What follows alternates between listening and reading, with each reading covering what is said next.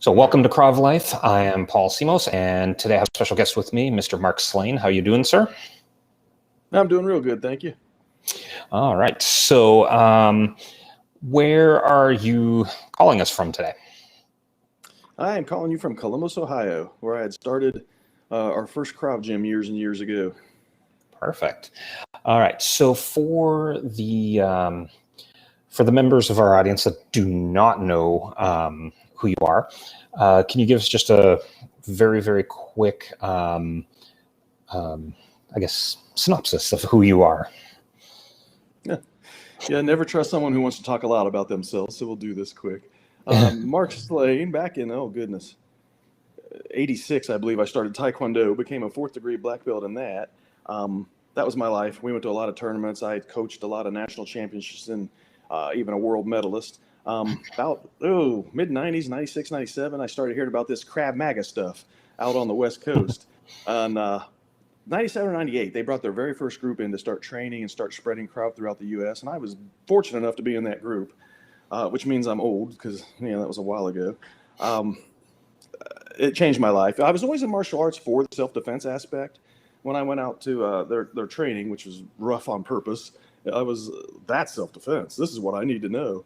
So, I pretty much dedicated my life to that. I became a black belt in 03 with them, with Krav Maga Worldwide. Okay. At the time, maybe 24 of us in the U.S., so I got in early. I was pretty happy with that.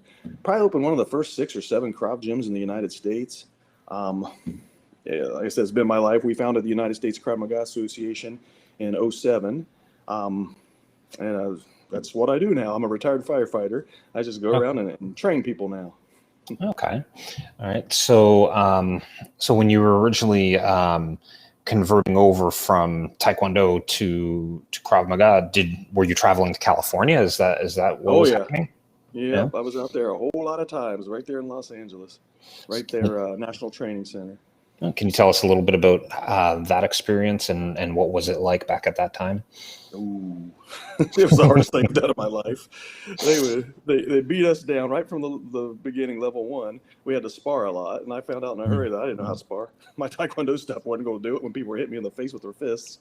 All day long. I mean, we were black and blue all along our arms, everybody, and then they had us come to classes at night. They were just trying to see how tough people were because, the Israelis, it was kind of their whole influence. Like, you better be tough, and we proved it.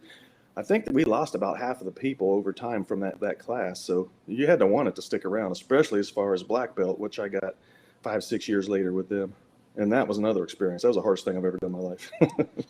Can you tell us a little bit, like what did they make you do during that black belt test? Oh, it was 6.5 hours of nonstop. You couldn't rest. I mean, go run out and get a drink maybe, but get back in here.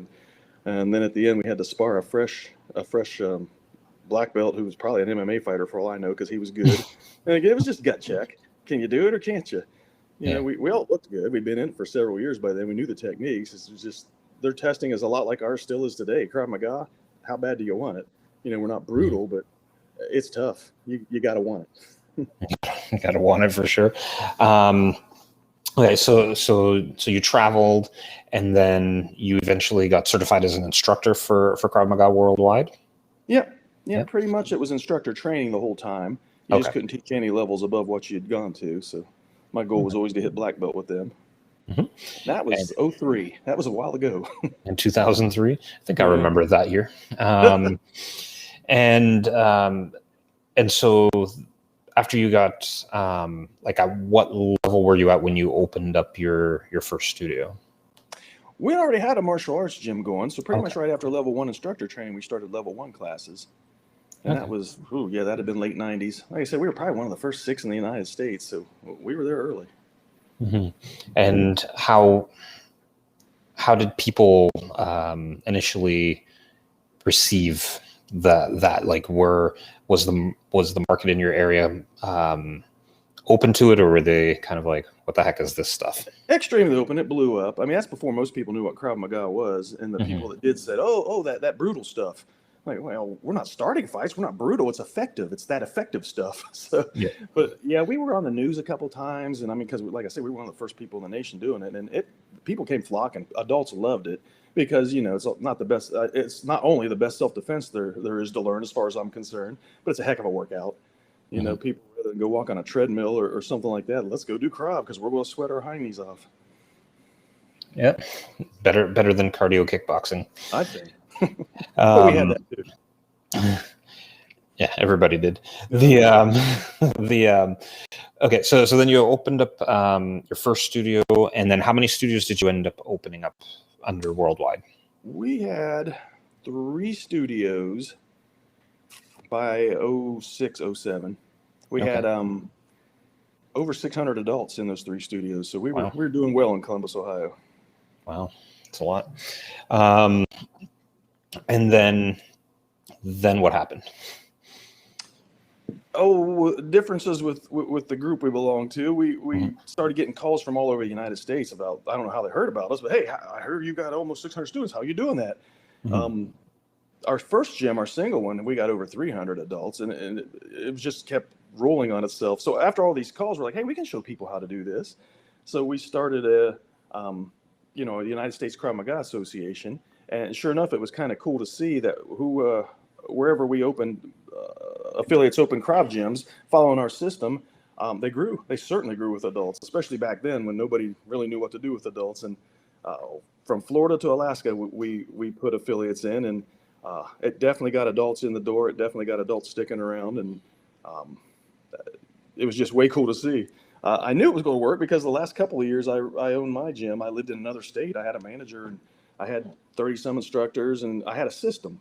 And that system is what kept it rolling. I didn't need to be there. Almost hurt my feelings. They didn't need to see my face. It just grew without me.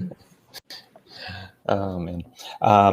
And so what happened to those to your original gyms? Do you still own them, or did you sell them? I sold those in about 09. Okay. Because like I said, I was living in another state anyhow, but I wanted to have the USKMA grow, and I knew if that's all I was doing, I'd certainly be putting some time and energy into that.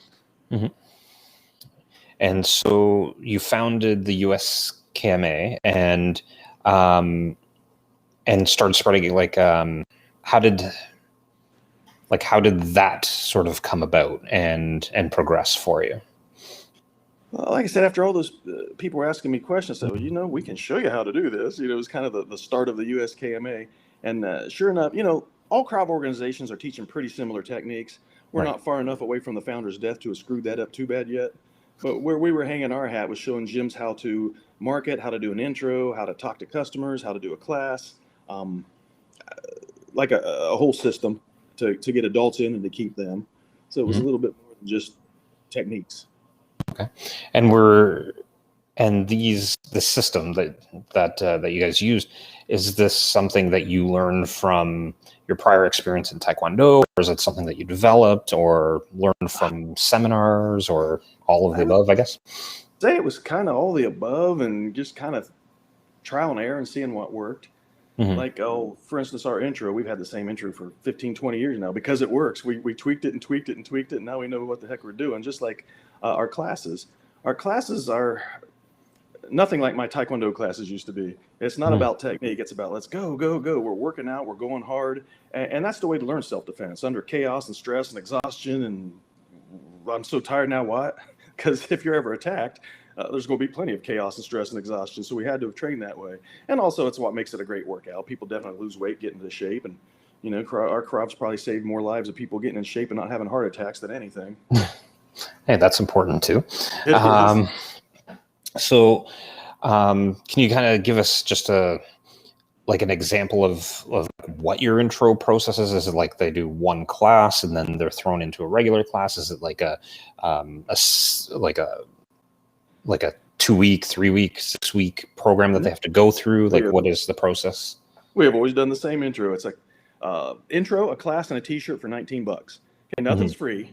People looking for free stuff probably aren't going to sign and give you over $100 a month. The intro is so that they aren't lost. If you just throw people into a class, they're like completely confused and lost. And that feeling isn't a good feeling. They're not going to want to join you because you made them uncomfortable. So our intro is a half hour. It's much slower. It's showing probably 2/3 of the techniques they see, but we're not trying to perfect any of them. We're just trying to kind of show them and, hey, do a few. That way in class, when it's time to punch, it's like, I kind of remember what he said about this.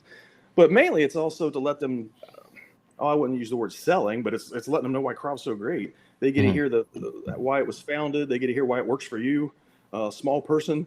Krav was made for everybody. Everybody at that time in Israel had to go through the military back in 47, 48 when they became a country. And 18 to 55, women, men, everybody. They couldn't rely on techniques that relied on how big or strong or athletic you were. They had to work, period, no matter how small and weak you were. So they get to hear about that. They get to hear, they especially get to hear, don't overdo it in class the first few weeks. You'll hear me yelling, don't you dare stop. You're okay. You stop if you have to.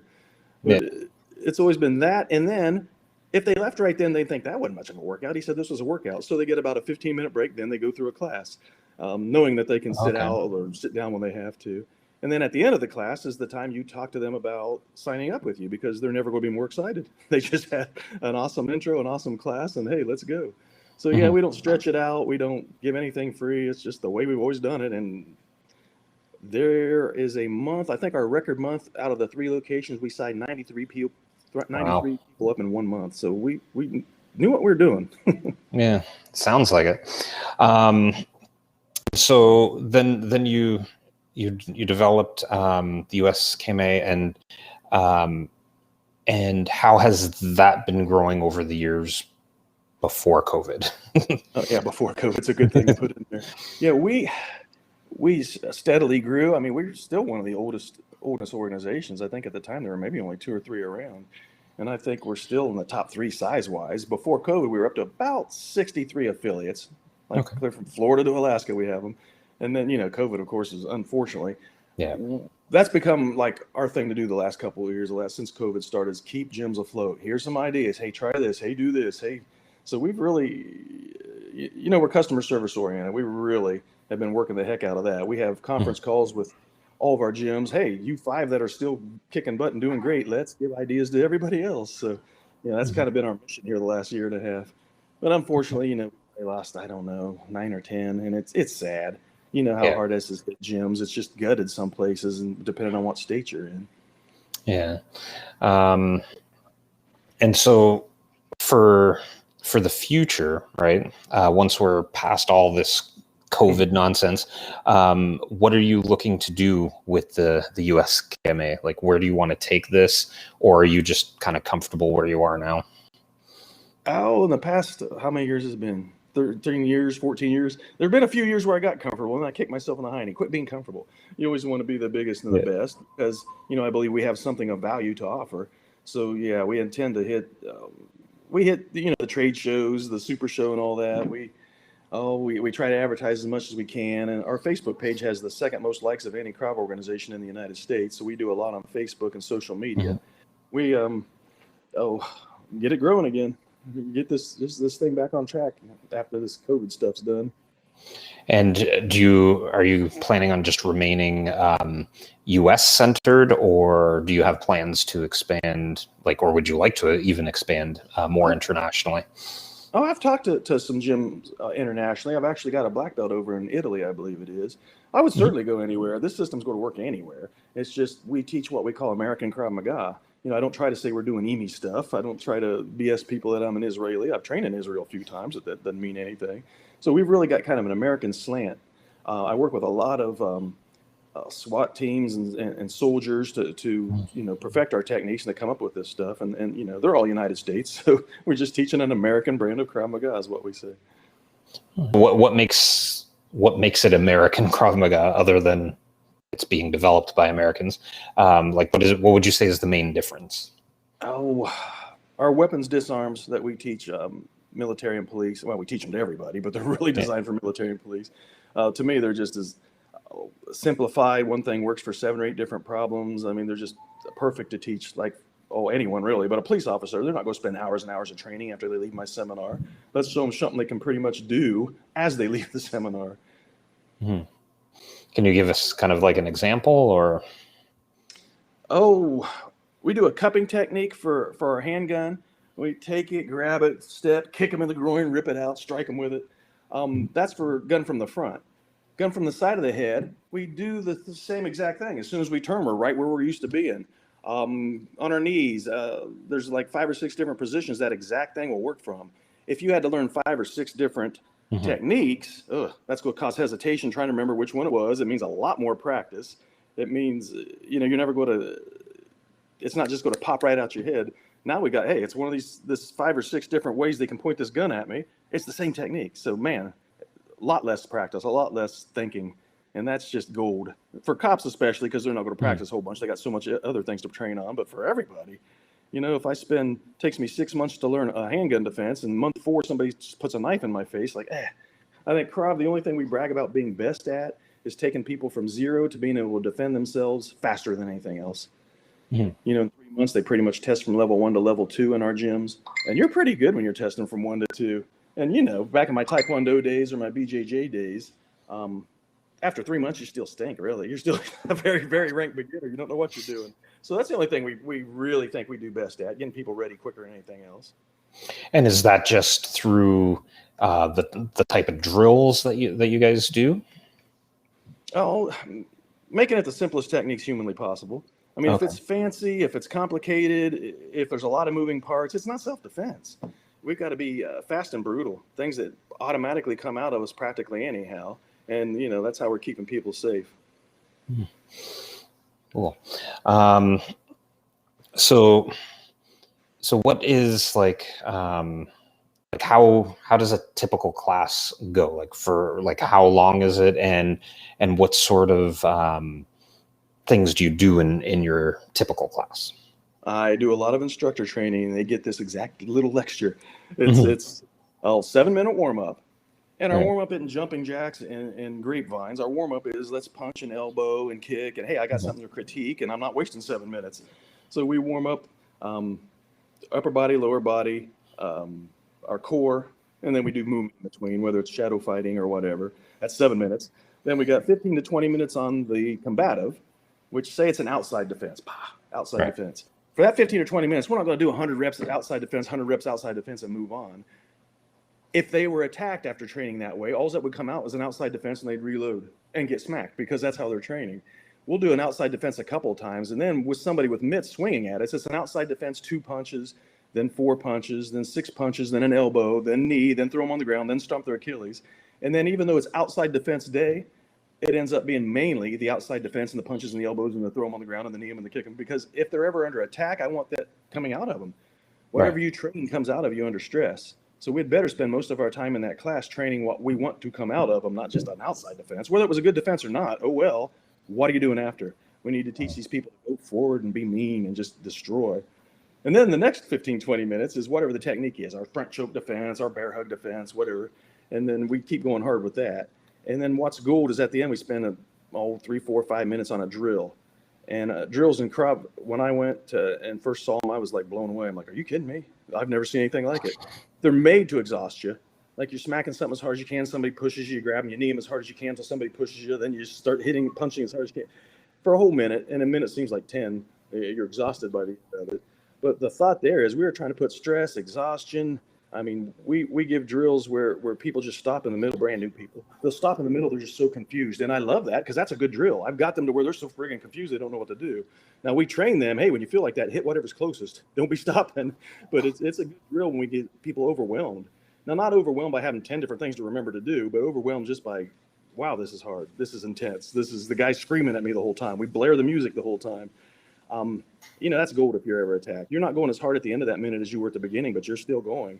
Mm-hmm. And I tell at the end of almost every class, the winner of any fight isn't who's bigger, stronger, better. The winner is whoever quits last. Scumbags aren't training like this. We're going to keep going. That's a good attitude to instill in the student is just keep going. You touched on that you also teach law enforcement. So you do law enforcement and military as well? Yeah, we've kind of got two different things that I do really. I buzz around a gym, show them how to do a Krav program, or we go to police departments or the like and show them mainly the weapon takeaways. And I've got Lieutenant Matt Kissel that goes with me, and he's an excellent cop trainer, and he teaches a lot of cool stuff, how to get out of restraints, and it's very valuable. I'm thrilled to say that almost every cop that goes through it just tells us, hey, that's one of the best trainings we've ever had. That just makes me happy as heck. Yeah, I imagine that would. And so what is like the process for like a studio. Let's say they wanted to become a USKMA studio. Kind of what is the process that you take them through? What sort of qualifications do you look for? Stuff like that. I got you. Yeah, most people come through our website, USKMA.com, or they just email me directly, mark@USKMA.com. But most of the time, it's a gym owner, and they want to add it. And probably half the time, it's like a Taekwondo school that has lots of kids, but very few adults. So it's kind of cool to go in there and show them what we do. But I guess I've been lucky that it's not like any ranked beginners I've ever wanted. They've always got a background. They're almost always a black belt in something when they want to bring me in. And it's kind of cool because I tell them a punch is a punch, a kick's a kick. You guys can punch and kick. It's just that, hey, we're going to show you the slant that we teach it on, to how intense, how fast, how hard, to get people being able to defend themselves quickly. And then, like I said, if they're teaching a martial art, it's usually, you're slow and let's work on the kata, let's work on the technique, where Krav is like, wow, blam. And adults love it. They're coming there instead of, LA Fitness and Gold's Gym. They're coming there because it's a fun workout, and it is a workout. I've had people lose 80 and 90 pounds in our classes. Wow. It's pretty cool. That's a lot. And so what sort of certification process do these studio owners have to go through? Well, we bring them through a level 1 instructor training, and that's the level 1 criteria, which they probably already know, because like I said, it's just punches and kicks and knees, and we'll show our slant on them. We certainly keep our hands up when we punch and things like that, which I didn't do when I was in Taekwondo. But that's the easy part, learning that. But we also show them how we're running classes. We show them how to do an intro, talk to them about how we're marketing, show them drills. They do a lot of drills that first weekend. They're huffing and puffing by the end of it. But we really get them to see the way we teach. And then level 1, again, it's fundamental. So we actually test level 1 that same weekend. The last thing they do is do a test, because then I want to show them how we grade the test, how we set up the test, how to run a test once they get back. And when they get to their gym, they can start level 1 classes. And then eventually, within 3 months, they would want to get to one of our level 2 trainings. And then we have a 3, 4, and 5 levels training. And then after that, it's black belt. Okay. So is that... Go ahead. We kind of put them on, if they're an instructor and own a gym, I wouldn't say it's a fast track to black belt, but we're trying to get to see them every 3 or 4 months, because, to me, if you own a Krav gym, of course you want to be a black belt. But again, they got to be willing every 3 or 4 months to take one of our tests, and they just get harder each time. As they should. So is that the ranking system? Yeah, we have levels. You guys use? We have levels 1 through 5, and then black belt. Okay. All right. So it's not like you have white, yellow, orange, and all that traditional stuff. Some of my affiliates go ahead and do, and I've got no problem with that. Like I tell them, when you're an affiliate of mine, I'm not your boss. You don't have to walk the chalk and do what I say. I'm there to tell you and help you to make money. I don't like belts because, again, adults really aren't looking for martial arts. They're kind of running from martial arts because we've done such a good job of making it a kid's thing. Adults don't want to put on those uniforms or bow to some punk kid and call him sir. They don't want to take forever to learn something. So we kind of run it more. We wear t-shirts, shorts, tennis shoes. Nobody's bowing to me. I'm Mark. And, adults, that tends, especially as hard as we're working out, that tends to really, adults like that more. But I've got no problem if they want to call them by the belts. I don't care if a couple of my affiliates actually wear belts in class. I got no problem with that. It's just, that's not the system entirely. Right. So how do you see, because Krav Maga has grown in popularity over the years, how do you see the industry evolving? Do you think there's going to be more demand for programs like Krav Maga? Well, you're talking to a guy that was teaching when nobody knew what it was, and now they can call anything Krav Maga. There is some horrible stuff out there. Horrible. That isn't Krav Maga, but if they use the words Krav Maga, I had somebody call me. They were talking to someone somewhere. It was a gym owner, and the guy was advertising Krav Maga. His gym even had Krav Maga in the title. And when they called him, he flat out told them, "Well, it's not really Krav Maga. That word just gets people to call in." I respect his honesty, but come on. But it's getting watered down, and all these factions and all these different organizations, and it's a shame to see. But I think it's here to stay. I mean, it's fun, way fun, more fun than any martial art I ever did. It's effective. I think people see that with all the military and police that want to do Krav Maga. I don't see it slowing down. I just see it growing and growing as, more people becoming 18-year-olds and up, and that's kind of what we go after. So how do you feel we can maintain the integrity and the quality of Krav Maga without it being watered down to the point where people are like, oh, Krav Maga? Yeah, I hear you. I think it seems to be kind of where we're heading, because like I said, anybody can call anything Krav Maga now. There's nobody to call them on it. I don't know. If people would just research more, when somebody calls me from another state, do you have an affiliate here? I'm like, no, man, what should we look for? Well, go to several. Don't just go to the first one if you got a several close. And I tell them if it's fancy, if it's martial arty, it's not for you. This should just be a workout. It should be elbowing and kneeing and kicking and headbutting.